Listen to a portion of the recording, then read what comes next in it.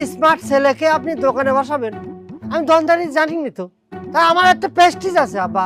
আরে বাবা রে, তুমি দোকানে বসবে কে? তোমার দোকানে বসা লাগবে না, তুমি খালি আমার সাথে যাবে। শ্বশুরের কি আছে না আছে সেটা তুমি দেখবে না। বাবা গরিবের কিছু দিয়া যান বাবা। হ্যাঁ, এই জামাই বাবা, তুমি কি করো? কি করো এটা? কি করলা? উনি বললো যে কিছু দিয়ে যান, আমি সালাম দিয়ে দিলাম। আল্লাহ আপনারে বাঁচিয়ে রাখুক। গরিবের কেউ ভালোবাসে না, আর আপনি এত বড় পরিবারের জামাই হয়ে আমারে সালাম করলেন। আমার জীবনে কেউ এত সম্মান করে নাই। আল্লাহ আপনারে বাঁচায় রাখুক, দোয়া করি, আপনাকে দোয়া করি। শোনো শোনো, আমার জামাই বাবাজি না খুব সহজ সরল মানুষ, বুঝলে? এই নাও ধরো, এই 100 টাকা রাখো।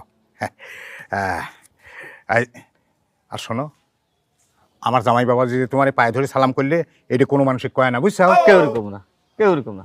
না বললে বলুক আব্বা। আব্বা সালাম